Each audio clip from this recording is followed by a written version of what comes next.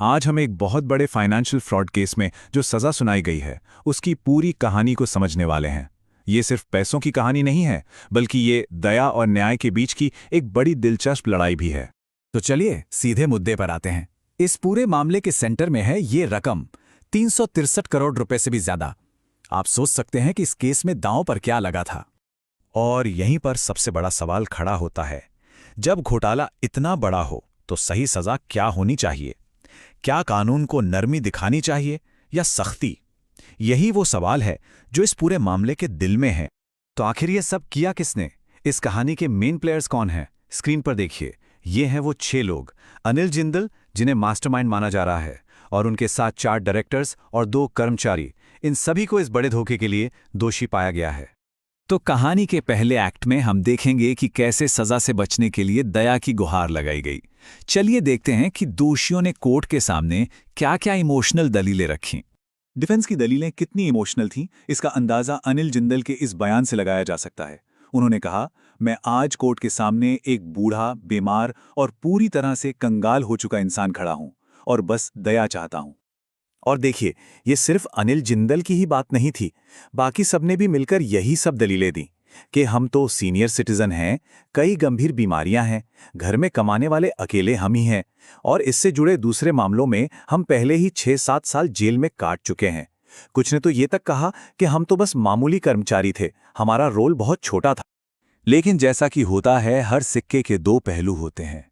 अब देखते हैं कि प्रोसिक्यूशन ने, यानी कि सरकारी वकील ने, इस पूरी कहानी को कैसे एक बिल्कुल अलग ही रंग दे दिया। प्रोसिक्यूशन ने कहा कि ये कोई छोटा-मोटा झगड़ा नहीं है, ये एक व्हाइट कॉलर क्राइम है। मतलब एक ऐसा आर्थिक अपराध जो सिर्फ कुछ लोगों को नहीं, बल्कि पूरे देश की आर्थिक सेहत को नुकसान पहुंचाता है। तो अब हमारे सामने 2 बिल्कुल अलग-अलग तस्वीरें हैं। एक तरफ डिफेंस कह रहा है कि ये बेचारे बीमार, बर्बाद हो चुके लोग हैं जिन्हें रहम की जरूरत है, और दूसरी तरफ प्रोसिक्यूशन का कहना है कि नहीं, ये वो शातिर दिमाग हैं जिन्होंने बैंकों और आम जनता को लूटने के लिए एक बहुत बड़ी साजिश रची। और फिर प्रोसिक्यूशन ने अपना सबसे बड़ा दांव खेला। उन्होंने कोर्ट के सामने ये आंकड़े रखे। देखिए, इन लोगों पर पहले से ही कितने केस चल रहे हैं।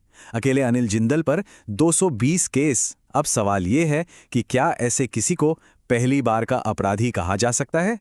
तो एक तरफ इमोशनल दलीलें, दूसरी तरफ सख्त कानूनी तर्क। दोनों पक्षों को सुनने के बाद अब वक्त था जज के फैसले का। और फैसला आ गया।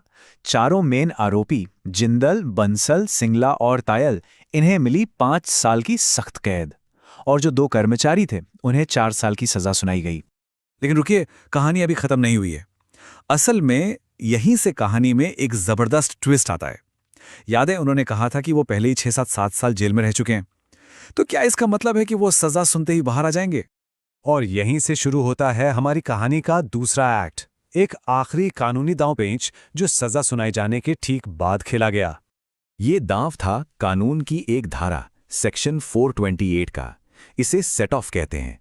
इसका सीधा सा मतलब ये है कि सजा मिलने से पहले कोई जितने दिन जेल में रहा है, वो दिन उसकी टोटल सजा में से कम कर दिए जाते हैं। सिंपल। तो असली कानूनी लड़ाई अब इस बात पर थी।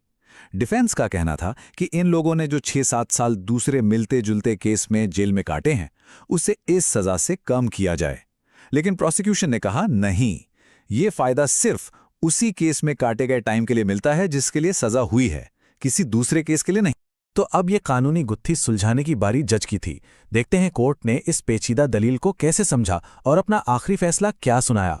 जज का तर्क बहुत ही साफ और लॉजिकल था। पहला सवाल, क्या केस ए में काटी गई जेल को केस बी की सजा से घटा सकते हैं? दूसरा और सबसे जरूरी फैक्ट, इस वाले सीबीआई फ्रॉड केस में इन लोगों को कभी गिरफ्तार किया ही नहीं गया था, ये कभी हिरासत में थे ही नहीं। तो नतीजा बिल्कुल साफ था, जब इस केस में हिरासत ही नहीं हुई तो घटाने के लिए कोई टाइम भी नहीं है। और आखिरी फैसला, डिफेंस की अर्जी खारिज, सजा पूरी काटनी होगी। और बस इसी के साथ सजा पर आखिरी मुहर लग गई। सारी कानूनी लड़ाई खत्म, और अब सजा काटने का वक्त शुरू। तो ये पूरा मामला हमें वापस उसी सवाल पर ले आता है जिससे हमने शुरुआत की थी। जब इतने बड़े फाइनेंशियल फ्रॉड होते हैं तो असली न्याय क्या है? क्या सिर्फ पैसा वापस मिलना न्याय है, या दोषियों को सजा देना, या फिर समाज के लिए एक ऐसा उदाहरण सेट करना कि आगे कोई ऐसा करने की हिम्मत ना करे? ये एक ऐसा सवाल है जिस पर सोचना बहुत जरूरी है।